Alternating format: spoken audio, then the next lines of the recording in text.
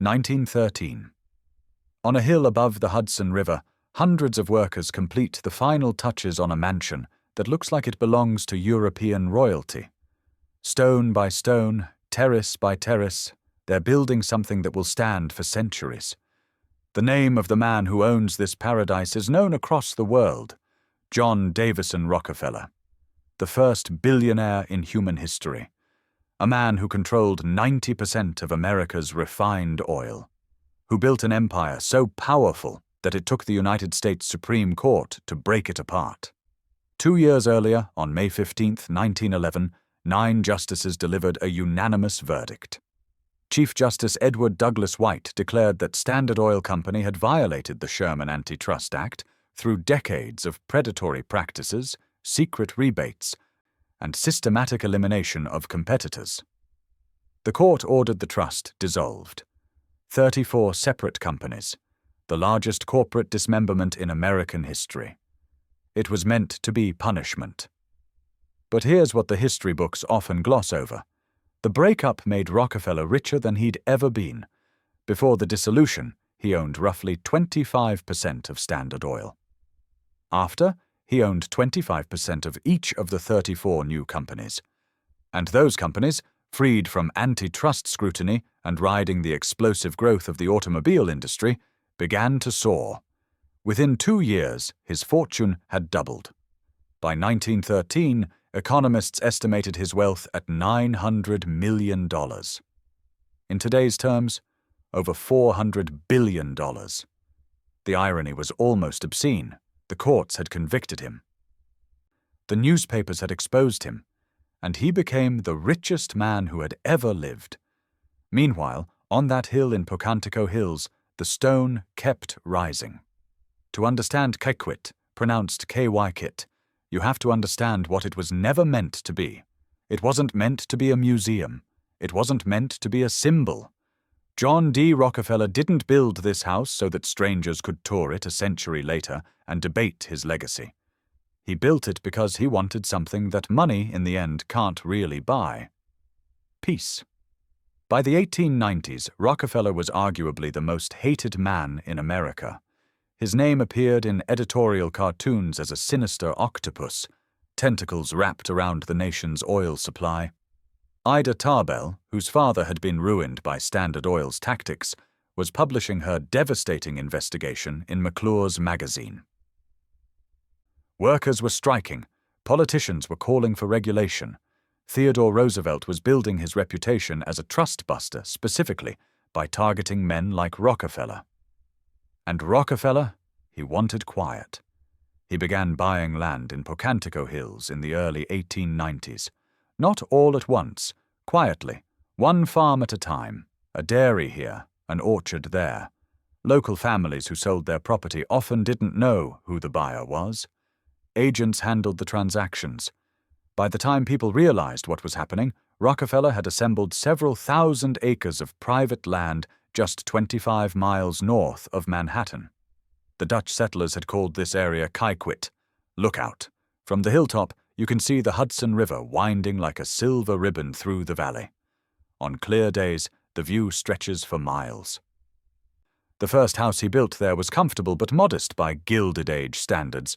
Then, in 1902, it burned down. Heating system fire. No one was killed, but the structure was destroyed. What rose in its place was something entirely different. The new Kykuit took over a decade to complete. Hundreds of workers, stonemasons hauling blocks up the hill, carpenters, plasterers, engineers, gardeners, day after day, season after season, year after year. The main house is a 4-story classical revival structure clad in grey granite. 40 rooms arranged around light and views.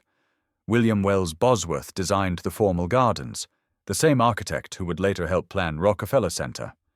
The gardens descend from the house in terraces. Underground tunnels connect service buildings so staff could move without ever being seen by the family. There's a coach barn, a playhouse, a tea house, a grotto, fountains, sculpture. The cost, adjusted for inflation, runs into the tens of millions of dollars. The exact figure is hard to pin down because construction happened in stages with constant revisions. But here's what's clear. No expense was spared. And yet, for all its grandeur, Kykuit was designed to feel restrained. This wasn't the breakers in Newport with its over-the-top gilded excess. This wasn't marble imported from Italy for the sake of showing off. Kykuit's beauty is quieter. The proportions are classical. The ornament is controlled. The message wasn't, "Look how rich I am." The message was, "Look how tasteful I am, how permanent, how serious." That distinction mattered enormously. The Rockefeller fortune wasn't old money, it was new money, the newest money in history. And new money in the Gilded Age carried a stain. The robber barons were feared and envied, but they weren't loved. Their names appeared next to words like monopoly, exploitation, greed. John D. Rockefeller understood something crucial. Wealth alone wasn't enough. To secure his legacy, to secure his family's place in the American story, he needed something more durable than money. He needed stone. The stone came from quarries. The money came from something darker. To understand the fortune that built Kykuit, you have to go back 30 years before the first foundation stone was laid. You have to go to Cleveland, Ohio, in the years just after the Civil War. 1859. Edwin Drake struck oil in Titusville, Pennsylvania. The early industry was chaos. Wildcatters drilled wherever they could. Fortunes appeared and vanished in months. Boom towns materialized overnight, then emptied just as fast. Rockefeller, then a young bookkeeper, looked at this chaos and saw something others missed. He decided not to drill for oil. He decided to refine it. Refining was the bottleneck. You could pull crude out of the ground, but it was useless until someone turned it into kerosene, the fuel that lit lamps across America. Rockefeller understood that whoever controlled refining controlled everything. In 1870, he and his partners incorporated Standard Oil of Ohio. The company was efficient, disciplined, ruthless. Rockefeller negotiated secret rebates with railroads, deals that gave Standard Oil lower shipping rates than any competitor could match. When rivals struggled, he bought them out. When they refused to sell, he undercut their prices until they had no choice. Historians call it horizontal integration. Buy every refinery, control every pipeline, eliminate every competitor. By 1880, Standard Oil controlled approximately 90% of all refined oil in the United States. 90%. Imagine a single company controlling 9 out of every 10 gallons of gasoline sold today. Imagine that kind of power. It meant Rockefeller could set prices as he wished. It meant independent oilmen had to accept his terms or face ruin. It meant entire communities rose and fell based on decisions made in Standard Oil's headquarters. But there was a cost. The refineries that made Rockefeller rich were dangerous places. The work involved handling volatile chemicals, operating heavy machinery, breathing air thick with fumes. Safety regulations barely existed.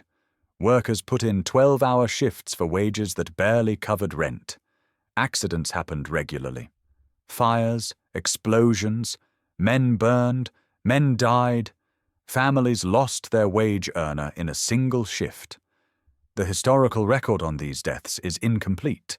Standard Oil didn't publish detailed accident reports. Local newspapers sometimes covered refinery fires, but the articles were brief and quickly forgotten. What survives are fragments. A name in a coroner's report, a line in a church ledger. An entry in a company book, payment to widow. These fragments are easy to overlook when you're standing on the terrace at Kykuit, watching the sunset over the Hudson. The connection between a man who died in a Cleveland refinery in 1878 and this view seems invisible. But it's real. By the 1890s, journalists had started to notice. They called themselves muckrakers, investigative reporters who dug into corporate practices. And they found plenty to dig into with Standard Oil. The most famous was Ida Minerva Tarbell. Her father had been an independent oil man in Pennsylvania. She'd watched Standard Oil's tactics destroy his business and drive him to the edge of bankruptcy. She'd seen what monopoly power did to families like hers. Between 1902 and 1904, she published a series in McClure's magazine titled The History of the Standard Oil Company. It became one of the first great works of American investigative journalism. Tarbell exposed the rebates, the espionage. Yes, Standard Oil spied on competitors, the systematic destruction of rivals, the secret deals that gave Rockefeller advantages no one else could access. She documented how Standard Oil agents would enter a town, identify the local refinery, and either buy it or destroy it. How they'd cut prices below cost until the competitor went bankrupt, then raise them again once the competition was eliminated. She showed how Rockefeller's companies used intimidation, legal manipulation, and raw economic power to crush anyone who stood in their way. The articles didn't destroy Rockefeller financially. His wealth was too vast for that. But they changed how America saw him. The quiet Baptist philanthropist who handed out dimes to children was revealed as something else, a monopolist whose power threatened the very idea of fair competition. Public opinion shifted. Politicians took notice. Theodore Roosevelt's administration began preparing an antitrust case. And while all this was happening, while lawyers gathered evidence and newspapers ran exposés, Rockefeller was buying farmland in Pocantico Hills. Quietly, one parcel at a time. He was planning a house on a hill overlooking the Hudson. The timing wasn't coincidental. Kykuit was never just a home. From the beginning, it was something more calculated. A stage, a statement, a place where the Rockefeller name could be associated with beauty and permanence and taste, not with smoke and danger and broken backs. Every block of stone at Kykuit was cut by someone, hauled by someone, set in place by someone. The construction took over a decade. Hundreds of workers cycled through the site. Some stayed for months, some for years. We know this from contractor records, from census data, from the occasional photograph of workers posing with their tools. What we don't know are most of their names. Construction in the early 20th century was dangerous work. Men fell from scaffolding. Stones slipped. Equipment failed. The safety regulations we take for granted today didn't exist. A worker injured on the job might receive compensation, or might receive nothing, depending entirely on the employer's generosity and concern for reputation. A worker killed on the job left behind a family that had to survive without him. The contractor records that survive for Kykuit's construction are incomplete, but there are hints, occasional entries for medical treatment, payments to families. One line reads simply, "Payment to widow." The meaning is clear enough. These deaths weren't unique to Kykuit. Every great mansion of the Gilded Age was built with similar risks. The Breakers in Newport, Biltmore in North Carolina, the Vanderbilt houses, the Morgan estates. The cost of grandeur was measured not only in dollars, but in bodies. That part of the bill is almost never mentioned on the tours. And what about after construction finished? What about the servants who maintained Kykuit for decades? The estate employed dozens of staff at any given time: housemaids, cooks, gardeners, chauffeurs, laundresses, footmen. Some lived on the property.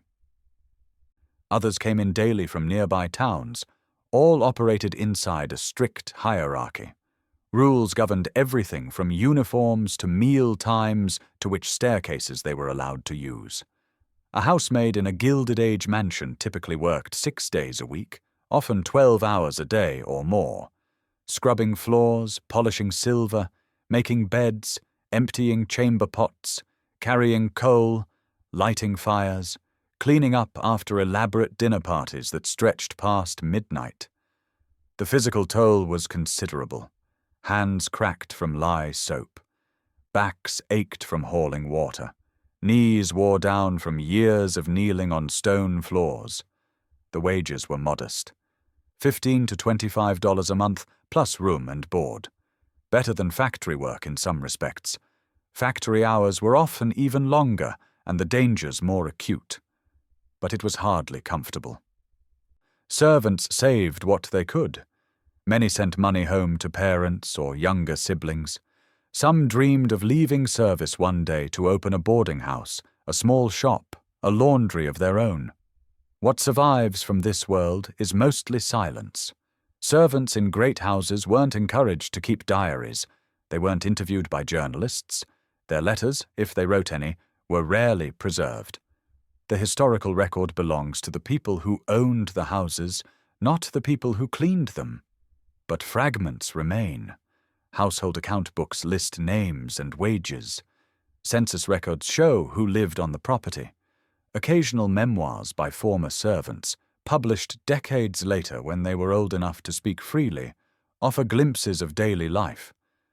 And the architecture itself tells a story. The narrow staircases. The small windows in servant quarters. The plain walls of service corridors compared to the ornate plasterwork of the public rooms. The house was designed to enforce a distinction between two classes of people. That distinction is still visible in the bones of the building. The giving began before the mansions were finished, but it accelerated after the verdict.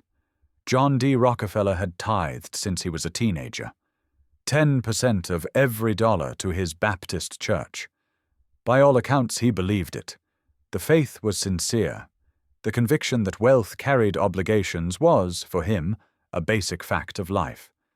But tithing 10% of a modest salary is one thing. Tithing 10% of the largest private fortune in human history is something else entirely. By the early 20th century, Rockefeller's giving had grown far beyond what any single congregation could absorb. He needed infrastructure, he needed institutions, he needed a machine. The Rockefeller Foundation was chartered in 1913. The same year the Standard Oil breakup took full effect. Its mission statement was ambitious to the point of grandiosity: to promote the well-being of mankind throughout the world.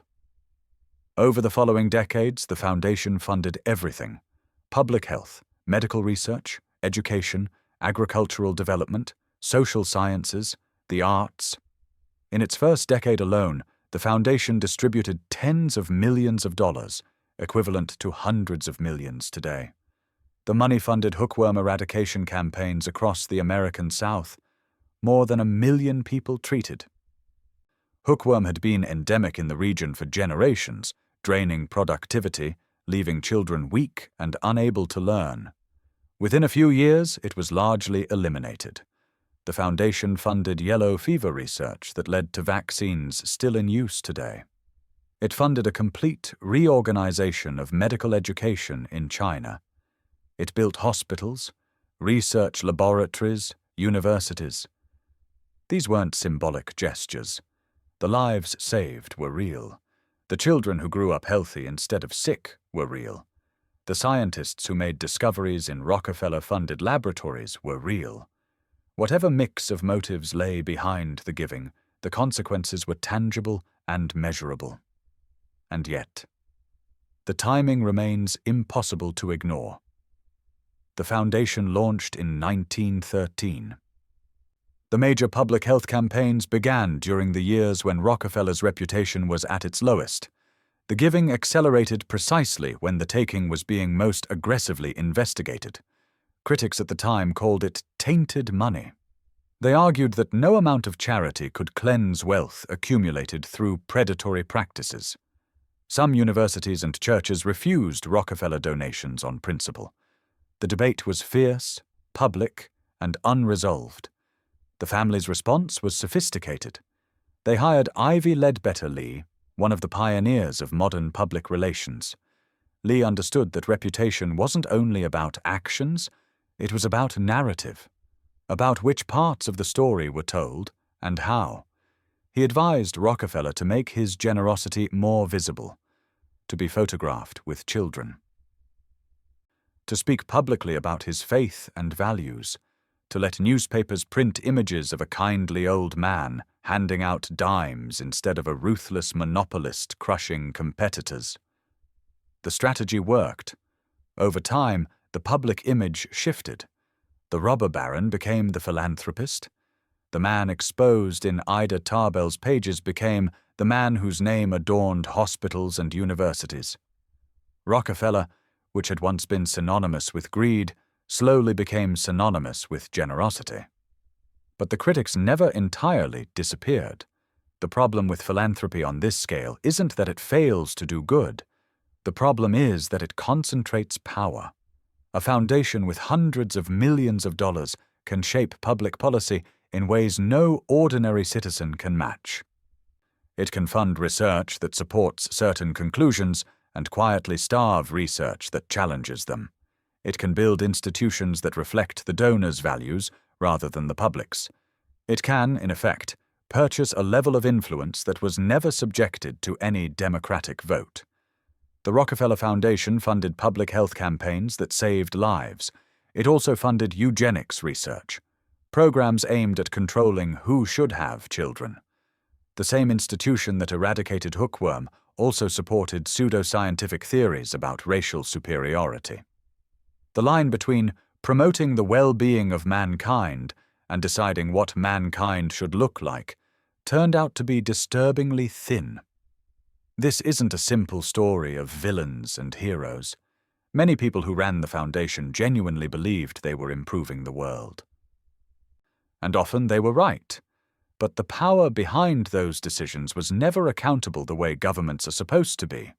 The priorities were set by a small group of wealthy individuals and the experts they hired. The public had no say. The public had no veto. The public was expected to be grateful. Kykuit was never the only one. To see the full scope of what the Rockefeller fortune built, you have to look beyond Pocantico Hills. You have to look at Manhattan, at Maine, at the chain of properties the family accumulated over 3 generations. In the early 20th century, the Rockefellers maintained a townhouse at 4 West 54th Street in Manhattan. 9 stories, limestone facade, designed to blend with its neighbors rather than dominate them. That was deliberate. John D. Rockefeller had learned that visible excess attracted criticism. Better to be rich quietly. But quiet wealth is still wealth. The townhouse contained art that would later form the core of the Museum of Modern Art's collection. The family's presence shaped entire blocks around them. And when the time came to build something truly monumental, the Rockefellers didn't hold back. Rockefeller Center. The project began in the late 1920s, just before the stock market crash. The original plan was a collaboration with the Metropolitan Opera, but the opera company pulled out when the economy collapsed. A lesser family might have abandoned the project. The Rockefellers pushed forward. 19 buildings covering 22 acres. At the time, the largest private construction project in modern history.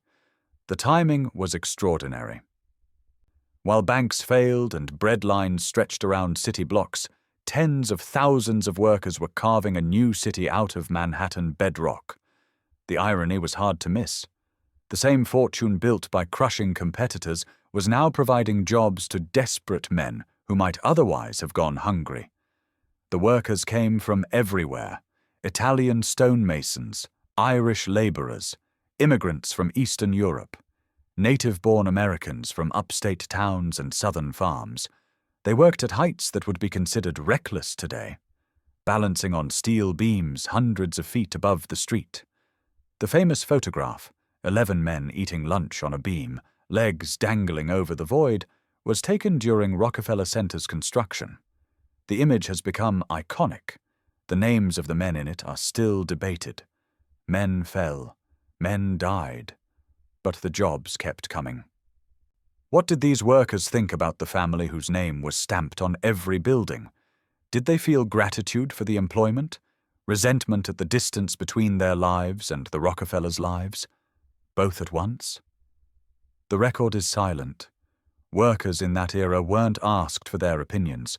They were asked to show up, do the job, and go home. The result of their labor still stands. Rockefeller Center isn't just a collection of office towers. It's a statement of power made permanent in stone and steel. The plaza, the skating rink, the Christmas tree that draws millions of visitors every year. The tourists who gather there each December are stepping into a tradition invented and sustained by a family that understood the value of public spectacle. And yet Rockefeller Center was also a commercial enterprise. The buildings were designed to generate rental income. The plaza was designed to attract shoppers. The famous artworks, the Atlas statue, the Golden Prometheus, were installed to create an atmosphere that would make people want to linger and spend money. Beauty and commerce were never separate. They were always part of the same calculation. This pattern repeated across Rockefeller Holdings. The family compound in Seal Harbor, Maine, combined ocean views with careful estate management. The land donations that helped create Acadia National Park were genuine acts of conservation, and they also ensured that the views from the family's summer homes would never be spoiled by development. The philanthropy was real. The self-interest was also real. The two coexisted comfortably. By mid-century, the Rockefeller real estate portfolio was arguably the most valuable in America. They owned pieces of Manhattan worth billions. They controlled access to some of the most beautiful landscapes on the eastern seaboard. They had built, in the most literal sense, an empire. But empires require maintenance. They require staff. They require the invisible labor of thousands of people who cook the meals, clean the rooms, tend the gardens, polish the stone, repair the roofs. The houses were monuments to one family's wealth. They were also workplaces for generations of Americans who would never own anything remotely comparable. The question that haunted the family, the question that haunts anyone who inherits a fortune built on questionable foundations, was simple. What do you do with it? How do you justify it? How do you make the name mean something other than monopoly and exploitation? The Rockefellers had an answer. They called it philanthropy. The grand tour at Kykuit doesn't begin in the kitchen. Visitors enter through the main hall. They admire the tapestries, the sculpture, the views from the terrace. They walk through rooms designed for receiving guests, for displaying art, for projecting an image of cultivated wealth. The audio guide talks about architects and landscape designers, about classical proportions and European influences. It names the people whose names appear on blueprints and whose collections filled the rooms. But there's another Kykuit, a house within the house. To find it, you have to leave the main staircase and look for a narrower one, steeper, a staircase built for people who were never meant to be seen. The servants' quarters were tucked into the upper floors and into separate service buildings connected by underground tunnels. The tunnels weren't decorative. They were functional corridors, low and practical, allowing staff to move between the laundry, kitchen, coach house, and main residence without ever crossing paths with the family or their guests.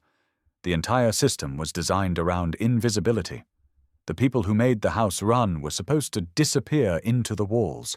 Historical records suggest Kykuit employed dozens of staff at any given time: housemaids, cooks, gardeners, chauffeurs, laundresses, footmen. The exact number shifted with the seasons and the family's needs. All operated inside a strict hierarchy with rules governing everything from uniforms to meal times to which doors they were allowed to use. The work was hard. A housemaid in a Gilded Age mansion typically worked 6 days a week, 12 hours a day or more. The tasks were endless: scrubbing floors, polishing silver, making beds, emptying chamber pots, carrying coal, lighting fires, cleaning up after dinner parties that stretched past midnight. Hands cracked from lye soap. Backs ached from hauling water. Knees wore down from years of kneeling on stone floors and carpeted stairs. The wages, by modern standards, were modest: $15 to $25 a month, plus room and board. Better than factory work in some respects. Factory hours were often longer, dangers more acute, but hardly comfortable. Servants saved what they could. Many sent money home. Some dreamed of leaving service one day to open their own business.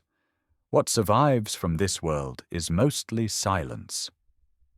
Servants weren't encouraged to keep diaries. They weren't interviewed by journalists. Their letters were rarely preserved. The historical record belongs to those who owned the houses, not those who cleaned them. But fragments remain. Household account books list names and wages. Census records show who lived on the property. Occasional memoirs by former servants, published decades later, offer glimpses of daily life. And the architecture itself tells a story. The narrow staircases, the small windows, the plain walls of service corridors compared to ornate plasterwork in public rooms. The house was designed to enforce a distinction between two classes of people. That distinction is still visible in the bones of the building. One detail stands out in contractor records. The same ledgers that carefully document costs of Italian marble and French tapestries contain occasional entries that hint at human cost. Payments for medical treatment, payments to families.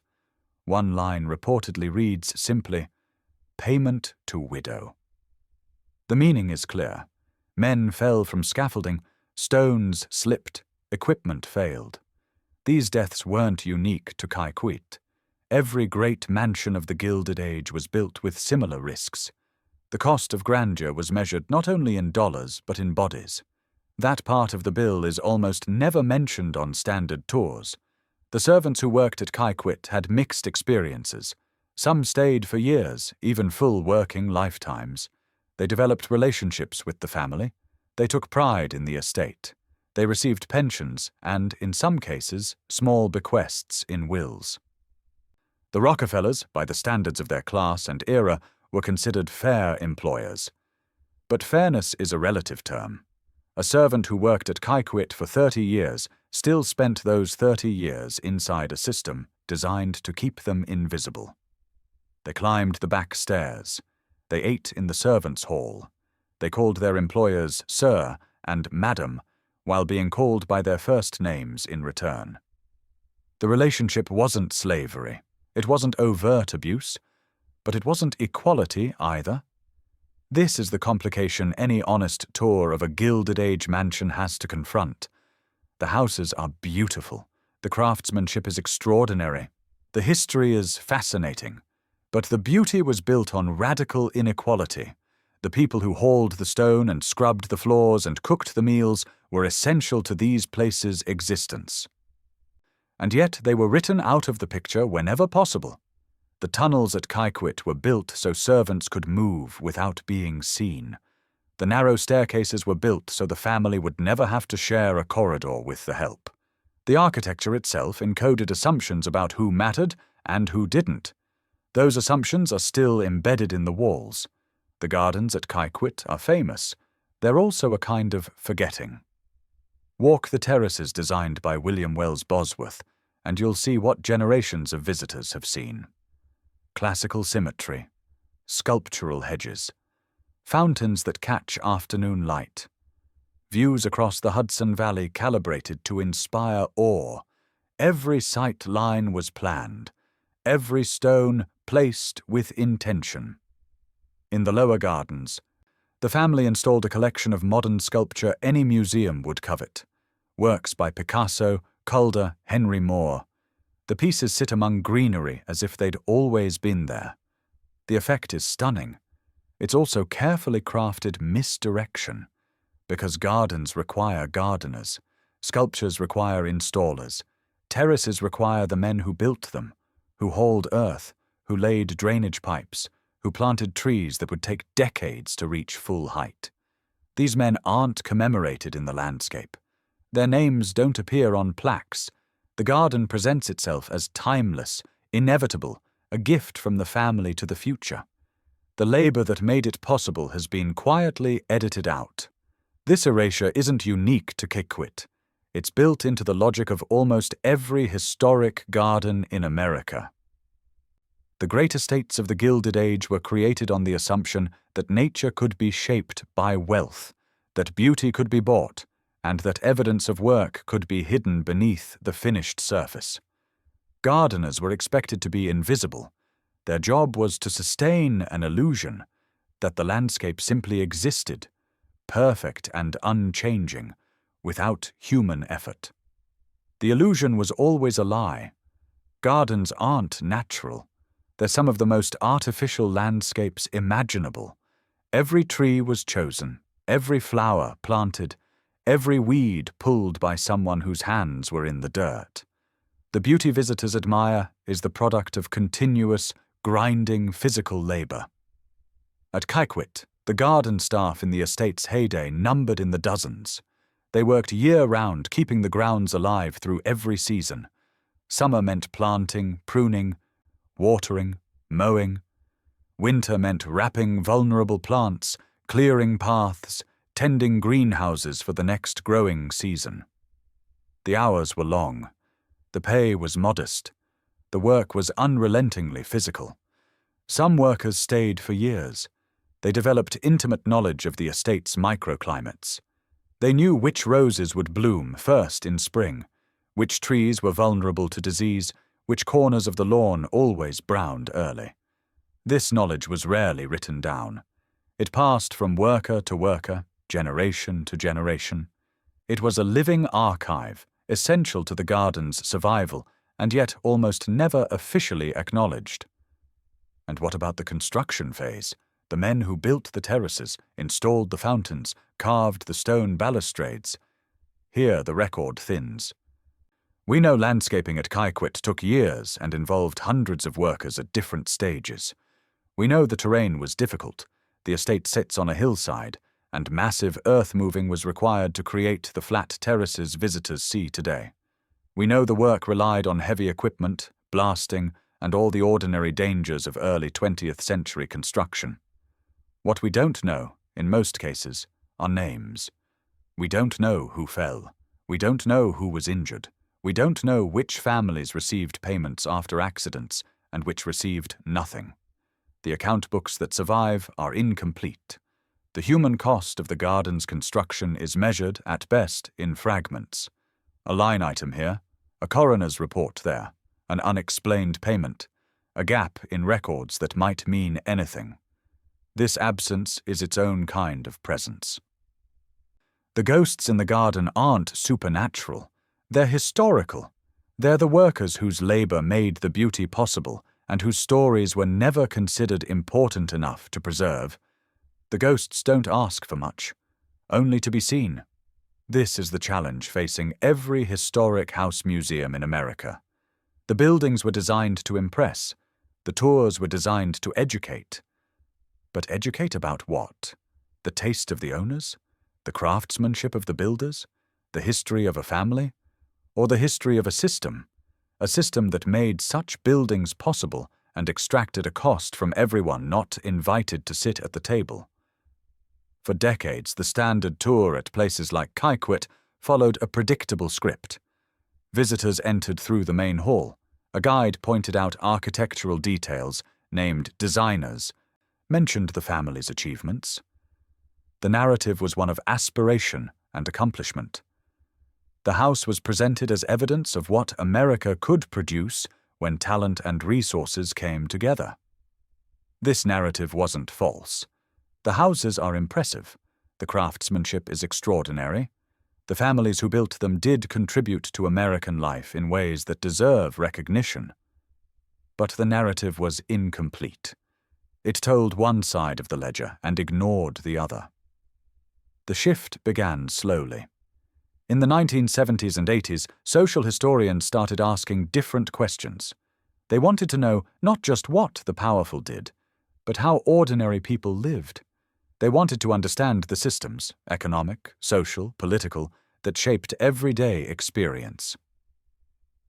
They looked at the same mansions and saw different stories waiting to be told.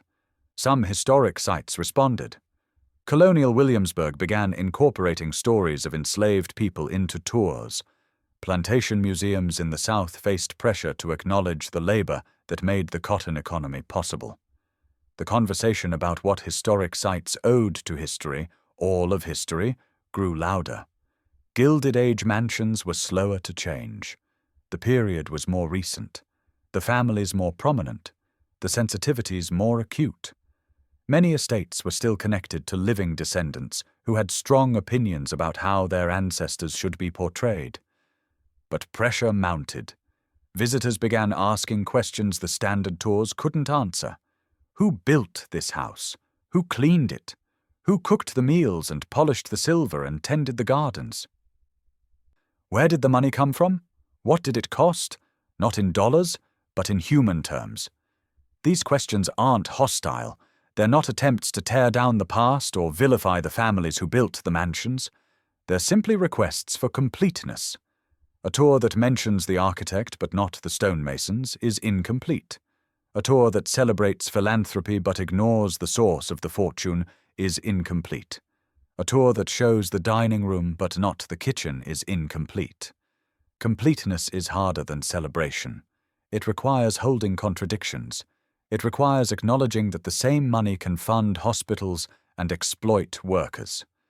That beauty and injustice can coexist in the same building, the same family, the same historical moment. Some visitors resist this complexity. They come to admire the house, not to feel guilty about it. They want to enjoy the gardens, not think about who planted them. They want history to be comfortable. But history isn't comfortable. History is the record of everything that happened, not just the parts we want to remember. The mansions of the Gilded Age are beautiful. They're also evidence of an economic system that concentrated wealth in the hands of a few, while millions labored in dangerous conditions for meager pay. Both facts are true. Neither cancels the other. What does beauty owe? It owes, at minimum, honesty. It owes acknowledgement that the stone was quarried by someone, hauled by someone, set in place by someone. It owes recognition that the gardens were planted by hands now forgotten. It owes a place in the story for the people who made the story possible. This isn't a demand for guilt. Guilt is useless. It changes nothing and helps no one. What's demanded is something simpler and more sustainable. Attention. The willingness to look at the full picture. The willingness to hold the beauty and the cost in the same frame. At Kykuit, this might mean a tour that spends as much time in the servants' quarters as in the main hall. It might mean an exhibit about construction workers who built the estate. It might mean a garden walk that names the gardeners, not just the landscape architect. Small changes, significant shifts. The house will still be beautiful. The views will still be stunning. The art will still be worth seeing. Nothing is lost by telling the whole story. Something is gained, a history that includes everyone who lived it. The story didn't end with John D. Rockefeller. He died in 1937, a few weeks short of his 98th birthday. By then, he'd given away more than $500 million, equivalent to many billions today. The newspapers that had once called him a robber baron ran respectful obituaries praising his philanthropy. The transformation was complete. The man who'd been vilified as a monopolist was officially remembered as a benefactor. But the fortune survived him, and the question of what to do with it passed to the next generation. John D. Rockefeller Jr., known as Junior, inherited not just money, but a project. His father had built the wealth and begun the rehabilitation. Junior's task was to finish it, to make the Rockefeller name synonymous not with Standard Oil, but with public service, to build institutions that would outlast any individual family member. He threw himself into the work. Rockefeller Center was his project, conceived and executed during the darkest years of the Depression. The restoration of colonial Williamsburg was his vision, an entire 18th-century town reconstructed as a monument to American history. The Cloisters, the medieval branch of the Metropolitan Museum of Art, was assembled from his collection and placed in a park he'd donated. The land that became Acadia National Park in Maine was, to a large extent, his gift. These weren't small gestures. They reshaped the American landscape. Permanent additions to the nation's cultural and natural heritage. Whatever one thought of the original fortune, the institutions it created were undeniably significant. And yet the question lingered. Can money wash itself clean? Can enough hospitals and universities and national parks erase the memory of crushed competitors and dangerous refineries? The debate that raged during John D. Rockefeller's lifetime continued after his death. It continues today. The third generation complicated the picture further.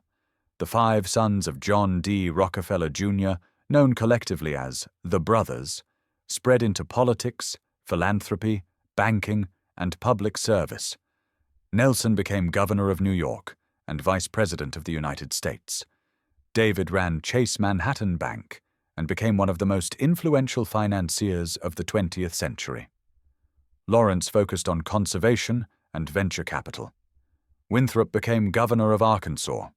John III concentrated on philanthropy, particularly in Asia. The range of their activities made it increasingly difficult to speak of a single Rockefeller legacy. The family had become an institution in its own right, with different branches pursuing different agendas. But the money remained connected, however distantly, to its origins. Every foundation grant, every museum donation, every political campaign could be traced back, ultimately, to the kerosene that lit American lamps in the 1870s. The chain of causation was long and tangled, but it was unbroken. In recent decades, some family members have tried to confront this inheritance directly. The Rockefeller Brothers Fund announced in 2014 that it would divest from fossil fuels, a remarkable statement from an institution built on oil money. The announcement was both practical and symbolic. Practical because fund managers believed fossil fuels were a poor long-term investment. Symbolic because it represented a repudiation, however partial, of the family's origins. Other Rockefeller institutions have followed. The family that built its fortune on petroleum has become, in some quarters, a voice for climate action. The irony is almost too neat. The descendants of the man who helped create the modern oil industry are now funding efforts to move beyond it. Critics see hypocrisy. They argue that divesting from fossil fuels doesn't undo damage already done, carbon already in the atmosphere, ecosystems already disrupted, communities already displaced. They point out that the Rockefeller fortune, however it's invested now, remains a product of extraction. The money carries its history with it. Defenders see evolution. They argue that families, like individuals, can change, that the relevant question isn't only where the money came from, but where it's going, that the best use of a tainted fortune is to direct it toward repairing the damage it caused. Both arguments have weight, both are incomplete. What can be said is this: the Rockefeller story isn't over. The mansions still stand. The foundations still operate. The name still appears on buildings and institutions across America and around the world. The legacy is still being written, still being contested, still being shaped by decisions made right now. Kykuit itself is now a museum, operated by historic Hudson Valley. Visitors can tour the rooms where John D. Rockefeller spent his final years, walk the gardens he loved, see the art his descendants collected. The house has become, in a sense, a monument to the very project of legacy building that the family pursued for more than a century. But monuments aren't neutral. They're arguments made in stone.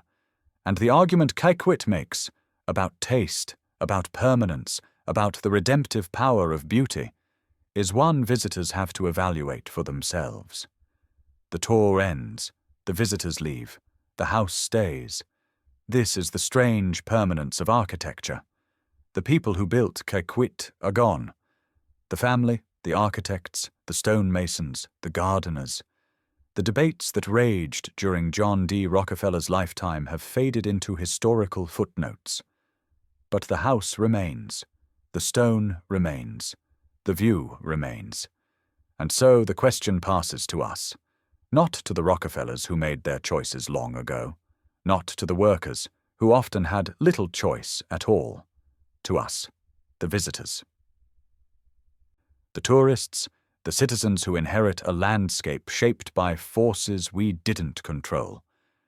What do we do with it? One answer is simple: enjoy it.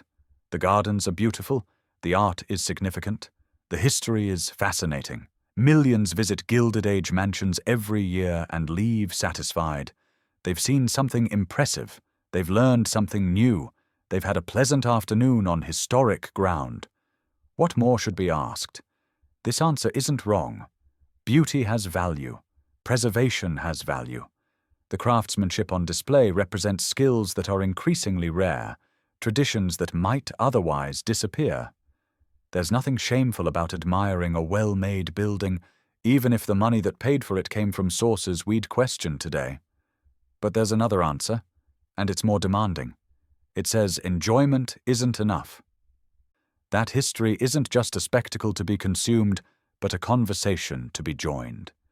That the mansions of the Gilded Age aren't only monuments to the past, but ongoing arguments about the present. Arguments about wealth, inequality, labor, power, and the stories we choose to tell about ourselves. This answer asks visitors to do more than look. It asks them to think, to ask questions, to connect the stone on the terrace to the refineries in Cleveland, the gardens to the workers who planted them, the philanthropy to the fortune that funded it. It asks visitors to hold complexity, to resist simple judgments, to sit with discomfort.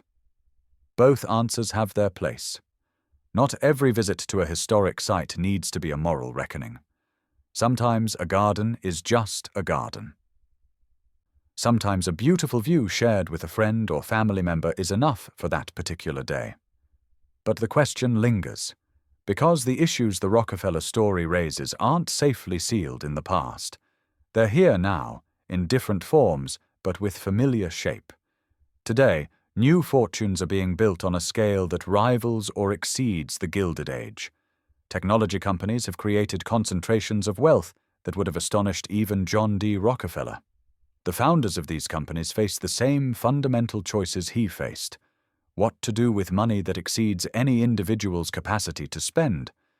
And they're reaching for the same tools: philanthropy, foundations, public works, the slow rehabilitation of reputations tarnished by aggressive business practices. The mansions of the 21st century may not look like Kykuit. They may be tropical islands, private space programs, sprawling compounds in the desert, digital empires that exist only as server farms. But the underlying dynamic is the same: vast wealth accumulated through market dominance, seeking legitimacy through giving. The critics who challenged Rockefeller are still with us too. They ask the same questions. Can philanthropy compensate for exploitation? Should private individuals have the power to shape public policy through their donations? Is charity a substitute for justice or a way of avoiding it? These questions have no final answers. They're not puzzles to be solved once and for all, but tensions to be managed. Every generation has to work them out for itself. What the mansions offer is a place to think. The stone and gardens and carefully preserved rooms are evidence of one set of answers, the answers the Rockefellers gave to the questions of their time. Whether those answers were right or wrong, sufficient or inadequate, is for visitors to decide. The house doesn't judge. The house simply stands. And perhaps that's its final lesson. The buildings we create outlast the intentions behind them. John D. Rockefeller built Kykuit to secure his legacy, to demonstrate his taste, to provide refuge from the pressures of his public life. He couldn't have imagined the tours that would one day pass through his private rooms, the questions strangers would ask about his fortune, the debates that would continue a century after his death. The house escaped his control. It became public property, not in a legal sense, but in a cultural one. It belongs now to anyone who visits, anyone who thinks about it, anyone who uses it as a lens to examine the past and the present. This is the fate of all monuments. They're built to say one thing and end up saying many things. They're built to close questions and end up opening them. They're built to last, and in lasting, they become subject to reinterpretation by generations their builders never anticipated. Kykuit stands on its hill above the Hudson. The view is still beautiful. The stone is still solid.